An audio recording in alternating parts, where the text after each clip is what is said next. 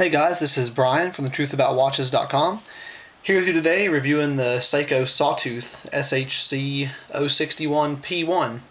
This is the carbon fiber sawtooth with the bracelet, obviously, thus the P1 designation. This is probably one of my absolute favorite watches. I've spent a long time trying to find one of these, and I finally had the opportunity to jump on it. So this is one of those that's going to sit in my vault and get lots of wrist time, and it's going to have to be the end of the world for me to sell this. This is about as close to a perfect dive watch as I think you can possibly have.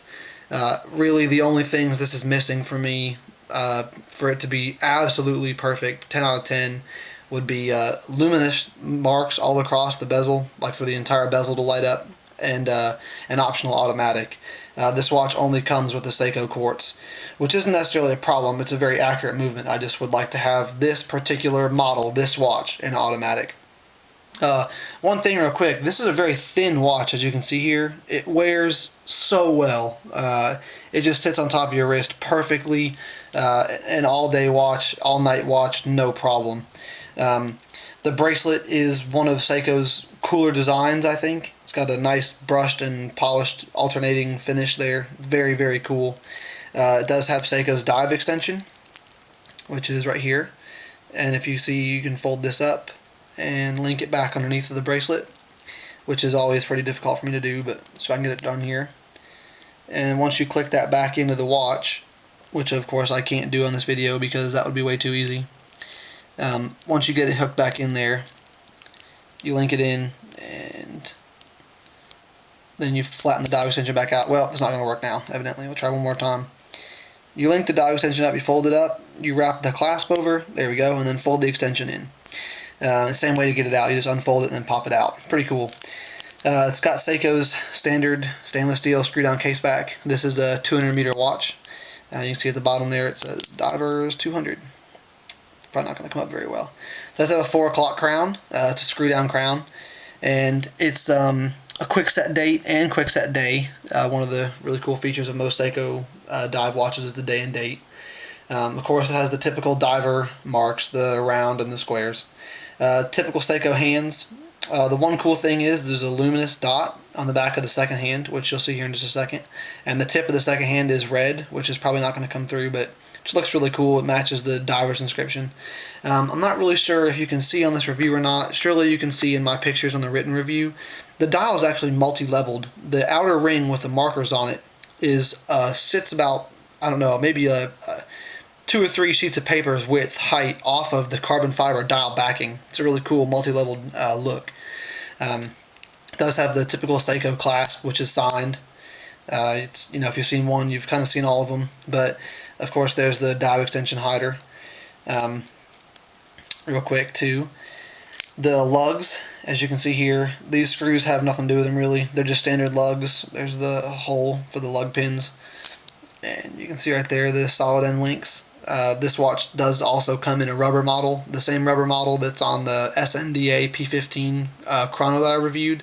I actually like this watch better with the rubber strap, but hey, you can take what you can get, I guess, and I've swapped that a couple times. There's not too much to talk about as far as the actual watch is concerned. It's just a typical Seiko quartz. We'll go over the bezel real quick here. I'll let you listen to it. As you can hear there, it's a really stiff and quality bezel. I haven't counted the clicks on this yet, but just by looking at it, I'm going to guess it's in the neighborhood of 120. Might actually be a little bit more or less than that, but it's going to be somewhere in that general area. Again, this is a fairly thin watch for being a 200 meter diver. The quartz movement allows them to keep it pretty thin there, I'm assuming.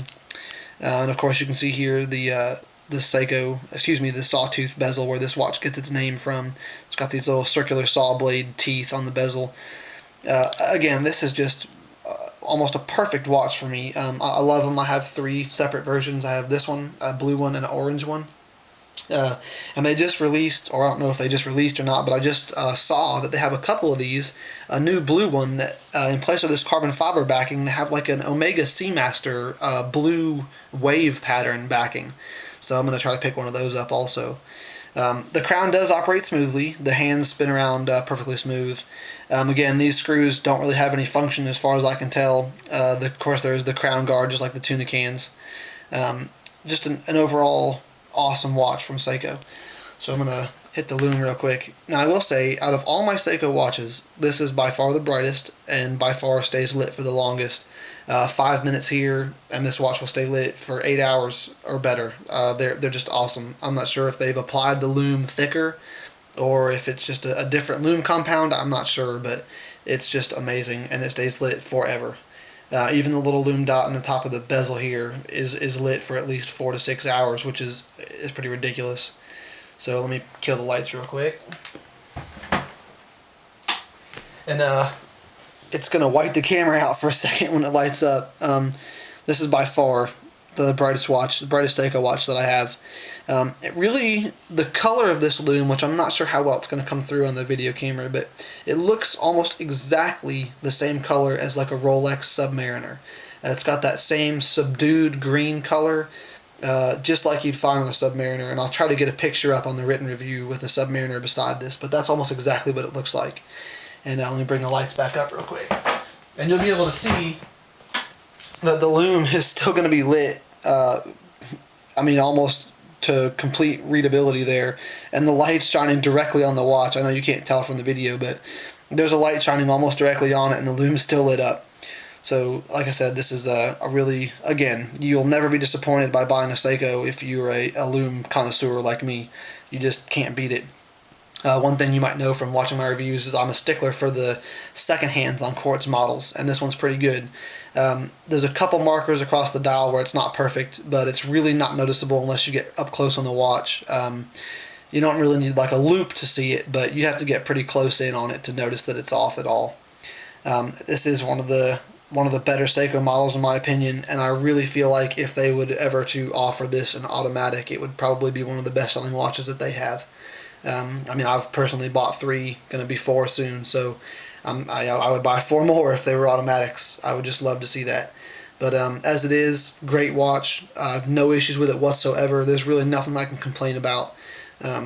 It's just it's an amazing, amazing watch. And if you don't have a Sawtooth, you really should look into getting them. They're about $150 used, and I really don't think you can beat that for the amount of watch you get for this price.